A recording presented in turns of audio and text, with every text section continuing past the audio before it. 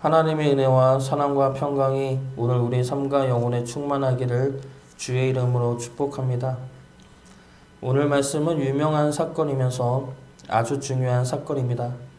하나님께서 우리들의 구원에 대한 계획을 드러내고 알려주신 사건으로 오늘 말씀은 상당히 중요한 사건이죠. 그리고 또 하나, 하나님의 자녀들이 어떠한 믿음으로 하나님을 바라보아야 하는지를 알려주는 사건으로 중요한 의미를 지닙니다. 오늘 말씀 1절을 보면 하나님께서 이 사건을 행하신 목적이 나옵니다. 1절 말씀 보겠습니다. 그 일 후에 하나님이 아브라함을 시험하시려고 그를 부르시되 아브라함아 하시니 그가 이르되 내가 여기 있나이다. 그 일 후에에서 그 일은 이스마엘을 집에서 내보내고 아비멜렉과 평화의 언약을 맺는 사건을 의미하지만 더 나아가면 아브라함이 아직까지 하나님과 함께했던 그 모든 일 후에를 의미하기도 합니다. 그러면 그 일은 하나님께서 아브라함을 믿음의 자녀로 만드신 사건을 이야기하죠. 아브라함의 전생애에 걸쳐서 그를 부르시고 말씀하시고 함께 하심으로 아브라함을 믿음의 조상으로 믿음의 자녀로 만드신 후에 하나님께서는 아브라함을 시험하시려고 부르십니다. 그러면 여기서 시험은 실험과 고난을 의미하지만 동시에 증명의 의미를 지닙니다. 무엇이냐면 하나님께서는 아브라함을 부르셔서 오랜 세월 함께 하십니다. 함께 하시면서 아브라함의 믿음을 키우셨습니다. 그 믿음을 이제는 드러내고자 하신 겁니다. 아브라함의 나를 향한 믿음이 이 정도이다 라는 것을 드러내시기 위한 시험이라는 것이죠. 그리고 또 하나 하나님께서 이 사건을 통해 증명해내고 싶으신 것은 하나님의 마음이라는 겁니다. 하나님의 뜻과 마음이 어떠한지 아브라함의 믿음을 통해 하나님은 오늘 드러내셨습니다. 하나님의 뜻과 마음이 무엇인지 그리고 우리들을 어떻게 생각하시고 어떻게 하실 것인지를 드러내는 구원자적인 사건이 오늘 말씀이죠. 그래서 이 시험은 증명의 의미를 지니는데 이 증명은 아브라함의 믿음과 동시에 하나님의 뜻과 마음이라는 겁니다. 이 사건을 통해 하나님께서 드러내시고자 하시는 것 그리고 아브라함은 어떠한 믿음으로 순종할 수 있었는가를 살펴보도록 하겠습니다. 먼저 첫 번째로 아브라함은 하나님을 믿는 믿음이 있었기 때문에 순종할 수 있었습니다. 하나님을 믿는 믿음은 하나님의 말씀을 믿는 믿음이 아닙니다. 하나님의 말씀에 순종하는 것은 하나님의 말씀이 우리가 생각할 때 옳고 합리적이고 좋아 보이기 때문에 순종하는 것이 아니죠. 하나님의 말씀에 순종하는 것은 하나님의 말씀이니까 순종하는 겁니다. 그 말씀을 하나님이 하셨으니까 그 말씀의 주인이 하나님이시니까 순종하는 겁니다. 우리가 하나님의 말씀을 대하는 단계를 크게 세 단계로 보면 첫 번째 단계는 무턱대고 믿는 단계입니다. 어릴 때 교회에서 목사나 선생님들이 하니까 어른들이 하니까 그냥 믿는 단계이죠. 서로 사랑해라 하면 왜 사랑해야 하는지도 모른 채 사랑해야 하는 그런 단계가 첫 번째 단계라면 두 번째 단계는 의심하는 단계입니다. 보통 청년 때 의심을 많이 하죠. 그리고 그 의심은 우리의 신앙생활 내내 이어집니다. 왜 사랑해야지? 왜 하나님은 용서하라고 말씀하시지? 하나님 말씀이 이해가 안 갑니다. 그러면 순종할 수가 없죠. 이 단계가 없어야 한다는 것이 아니라 반드시 필요합니다. 하나님의 말씀에 왜? 라는 질문은 반드시 필요하죠. 그 단계가 지나면 비로소 하나님 말씀에 믿음으로 순종할 수 있는 힘이 생깁니다. 무엇이냐면 의심하고 의심할수록 나오는 결론은 하나님은 늘 옳다라는 것이죠. 하나님은 무조건 옳고 선하며 미쁘십니다. 그렇기 때문에 하나님의 말씀에 순종하는 것이죠. 하나님의 말씀이 이해돼서도 아니고 그 말씀이 옳아서도 아닙니다. 옳아 보이지도 않고 이해되지도 않지만 한 가지 분명한 것은 그 말씀을 하는 하나님은 항상 선하시고 옳고 미쁘다는 사실입니다. 그래서 순종하는 것이죠. 자녀가 생기면 부모들이 하는 놀이 중에 자녀를 높은 데 올려놓고 아빠한테 뛰어내리라 라는 놀이를 합니다. 저도 우리 애들이 어렸을 때 소파 같은 데 올려놓고 저한테 점프하라고 시켰습니다. 처음에는 안 하죠. 무섭다고 안 합니다. 그러나 시간이 지나면 잘 뛰어내리죠. 그 이유가 어디에 있습니까? 그동안 제가 한 번도 실수하지 않고 다 받아주었기 때문이죠. 그렇기 때문에 제 딸한테는 점프하면 아빠가 받아줄 거라는 믿음이 생긴 것입니다. 우리가 하나님의 말씀에 순종하는 이유가 무엇입니까?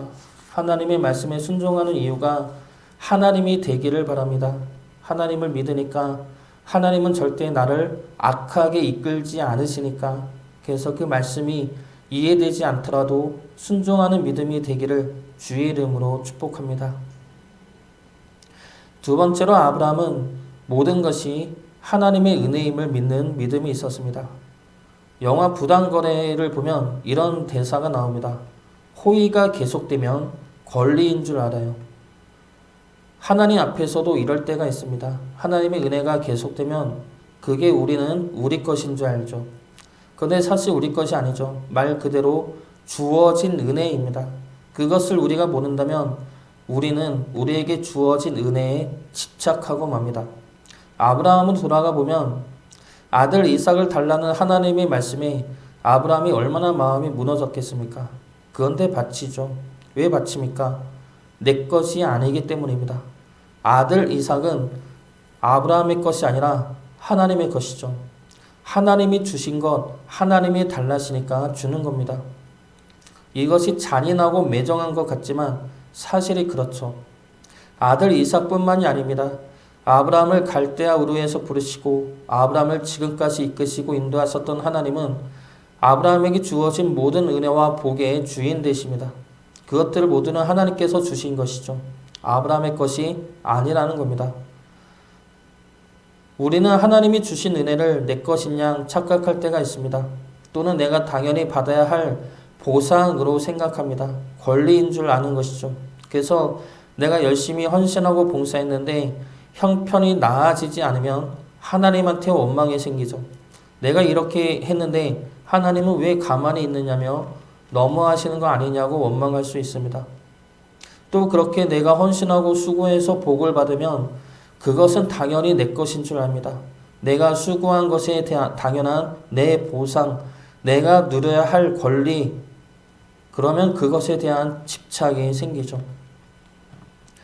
집착이 생기면 욕심이 생기고 내려놓아는 하나님의 말씀에 하나님을 공격하게 됩니다. 하나님은 몰인정하고 너무 과한 것을 요구하는 하나님이라는 생각에 원망도 나옵니다.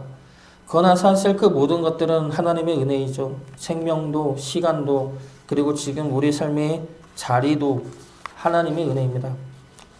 아브라함은 이걸 알았습니다. 하나님은 할례를 통해 이미 알려주셨죠. 너의 아들 이삭은 너가 낳은 너의 아들이 아니라 내가 너에게 준 하나님의 자녀, 하나님의 아들이라는 것을 알려주셨습니다. 그러므로 아브라함은 내어놓을 수 있었던 것입니다.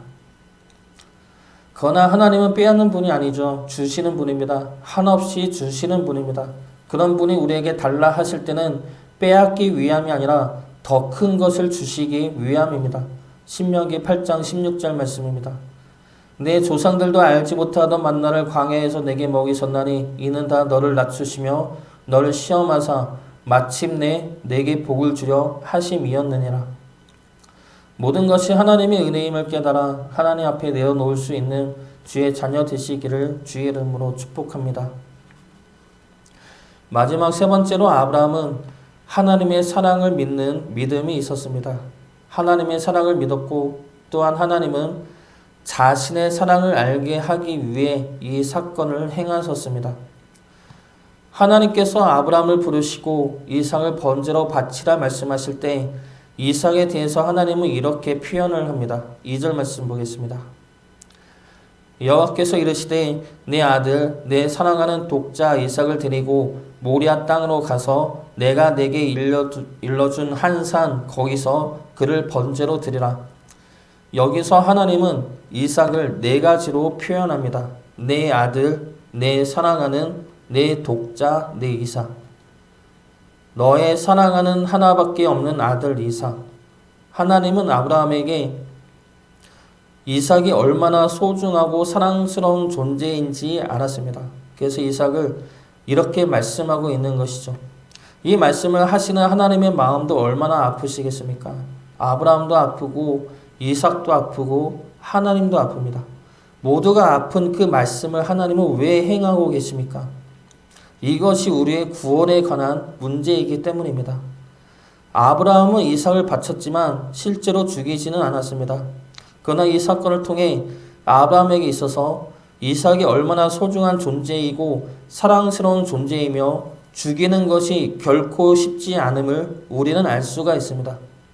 그러나 이 사건을 통해서 하나님께서 말씀하시고자 하시는 것은 그런 번제를, 그런 사랑하는 독생자를 하나님은 우리를 위해 희생시켰다는 사실이죠. 누굽니까? 바로 예수 그리스도이죠.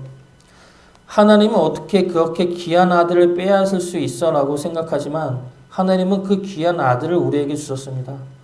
아브라함 이상으로 느꼈던 그 아픔과 그 사랑에도 불구하고 우리를 향한 더 큰 사랑으로 인해 예수 그리스도를 우리에게 내주신 것입니다.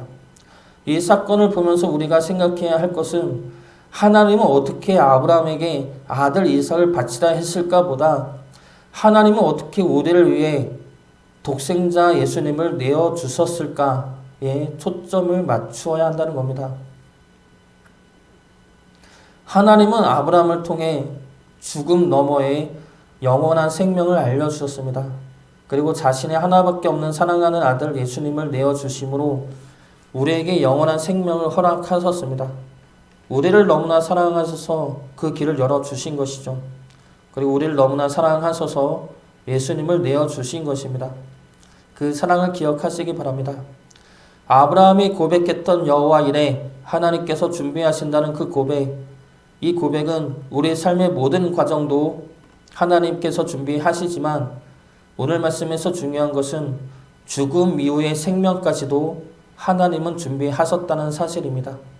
그래서 이삭을 통해 그리고 예수님을 통해 죽음 이후의 영원한 생명과 영원한 나라를 하나님이 이미 준비하셨다는 그 고백이 여호와 이레라는 고백입니다. 그 모든 것을 준비하신 하나님을 믿고 믿음으로 순종하며 나아가는 주의 자녀 되시기를 주의 이름으로 축복합니다.